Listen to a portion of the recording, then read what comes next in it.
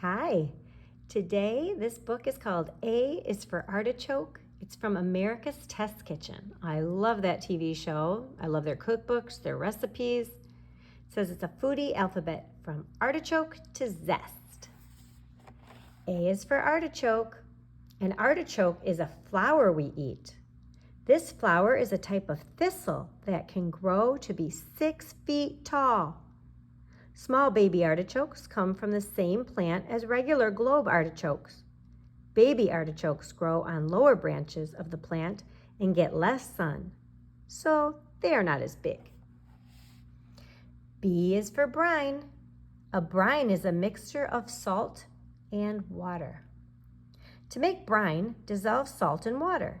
Soaking a turkey or chicken in a brine before it is roasted helps the meat to come out extra juicy and well seasoned.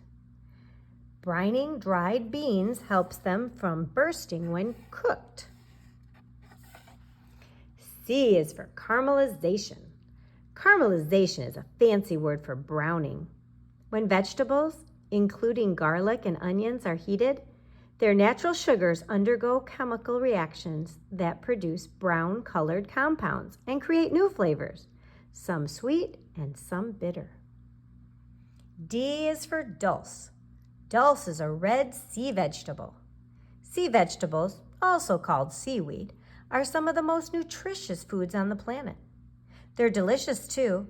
Other sea vegetables include nori, the wrapper on sushi, kelp, and wakame. I don't know if I said that right. E is for edamame. Edamame are fresh green soybeans. These small crunchy legumes are hidden inside bright green pods. They can steam edamame right in their pods. Then open the pod with your teeth and let the bean pop into your mouth. Don't eat the tough pod though. F is for farro. Farro is a nutty whole grain popular in Italy. I think it's farro or farro, either way. Farro is an ancient grain. Kernels have been found in Egyptian tombs. It is related to other heritage grains like emmer, spelt, and einkorn, something I never heard of. Farro has a chewy texture, which is especially good in salads and soups. G is for ganache. That's one I know how to pronounce. Ganache is the world's best chocolate frosting. Make ganache by heating chocolate and cream, then mix until smooth and chill until firm. When whipped, ganache becomes a silky smooth frosting. Ganache can also be rolled in cocoa powder to make truffle candies. And I have a son that makes really good ganache and cake. H is for honey. Honey is sweet liquid made by bees. Honeybees are essential in pollinating flowers. Bees gather nectar from flowers to make honey. The type of flowers they visit, clover, buckwheat, alfalfa, can change the flavor of the golden honey. I is for ice cream. Ice cream is sweetened cream that is frozen, and it's so delicious. The sugar in ice cream prevents the liquid in the cream from freezing solid. This is why ice cream can be scooped right from the freezer. Without sugar, ice cream would be as hard as ice cubes. J is for jam. Jam is fruit cooked with sugar until soft and spreadable. Sliced berries, peaches, and apricots are some favorite fruits for making jam. Jelly is similar to jam, but it is made with fruit juice, such as grape juice, rather than chunks of fruit, so its texture is smooth. K is for kumquats. Kumquats are tiny citrus fruits. These olive-sized fruits look like miniature oranges. They are both sweet and tart, and the entire fruit, including the skin, is often eaten, especially in jam or when pickled. L is for lox. Lox is salmon that is cured but not smoked. To make lox, fresh salmon is rubbed with salt and sugar and refrigerated for up to 1 week. Lox, also called gravlax, is sometimes brined. Like smoked salmon, which is cured and smoked, lox is best served with bagels and cream cheese. M is for milk. Milk comes from many animals and plants. We drink milk from cows, sheep, goats, yaks, and camels. There are also plants that can be ground, soaked in water, and then strained to make milk, including coconuts, almonds, soybeans, oats, and hemp. N is for nougat. Nougat is a very chewy candy. Nougat is usually made with sugar or honey, whipped egg whites, and roasted nuts. Many popular candy bars contain a layer of nougat to create a taffy-like contrast to a crisp chocolate shell. O is for oven.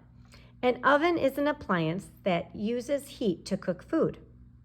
An oven is a sealed box heated by electricity, gas, wood, or even the sun. The temperature inside an oven can reach 500 degrees Fahrenheit or more. If the oven is combined with a cooktop, it's called a range. P is for peppermint. Peppermint is an herb used to flavor teas. These dark green leaves have a peppery flavor. Peppermint is typically not used in the kitchen except to make candy. The fresh herb sold at most markets is called spearmint, and it has a lighter, sweeter flavor. Q is for quinoa. Quinoa is a tiny seed grown in the Andes Mountains. Quinoa can be red, white, or black and is cooked right like rice on the stovetop in a covered pot with water. Packed with nutrients, quinoa has a nutty flavor and a slightly crunchy texture. R is for roast. A roast is a large piece of meat cooked in the oven. Roast beef describes any cut of beef cooked in an uncovered pan without any liquid, so the exterior can be brown. This process is called roasting. In addition to beef, you can roast chicken, vegetables, and fish. S is for sauerkraut. Sauerkraut is salted, fermented cabbage. To make sauerkraut, shred green cabbage, toss it with salt, and then wait, and wait, and wait. Natural bacteria produces a pickle-like sour flavor and a crisp, tender texture. The spicy Korean condiment, kimchi, is made the same way. T is for tongs. Tongs are a handy kitchen utensil that look like a giant pair of tweezers. Tongs function as an extension of the arm, allowing the cook to do precise work in a hot pan or oven or grill, while keeping hands far from the heat source. Tongs are also great for tossing salad ingredients into a bowl. U is for umami. Umami is one of the 5 basic taste sensations. Umami is the savory taste sensation created by specific proteins in Parmesan cheese, soy sauce, mushrooms, tomatoes, and beef. The other basic taste sensations are sweet, salty, sour, and bitter. V is for vanilla. Vanilla makes baked goods delicious. Vanilla beans are the seed pod of a special type of orchid flower that grows in the tropics. Vanilla extract is made from the tiny seeds inside the leathery pod.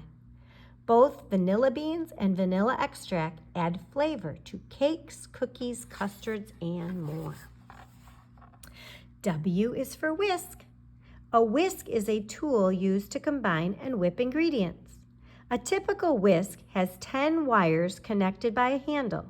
A big balloon whisk is used to add air to egg whites, while a flat sauce whisk is the best tool for stirring gravy and other sauces as they cook. X is for, oh dear, I don't know how to pronounce that. Zigua? I don't know.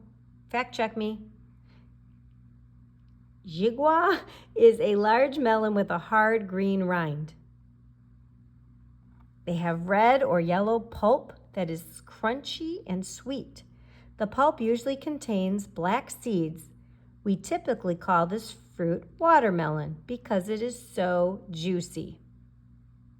We're going to check with Alexa real quick. Alexa, how do you pronounce Xigua? Okay, here's pronunciations.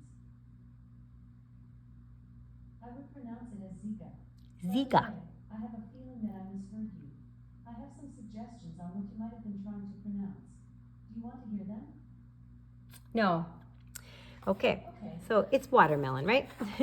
Y is for yeast. Yeast is a living single-cell organism. As baker's yeast eats the natural sugars and starches in flour, it releases carbon dioxide and alcohol. The carbon dioxide creates rise in bread dough, while the alcohol gives bread its characteristic yeasty flavor. Lot of science in cooking. Z is for zest. Zest is the colored skin on citrus fruit. Zest contains flavorful oils without the acidity of the fruit's juice, the thing that makes our mouths pucker. Zest is best removed by grating or zesting the bumpy exterior. Leave behind the white stuff because it's very bitter. So I hope you liked this book. It's a culinary book for little ones. And I hope you get some time to help out in the kitchen today.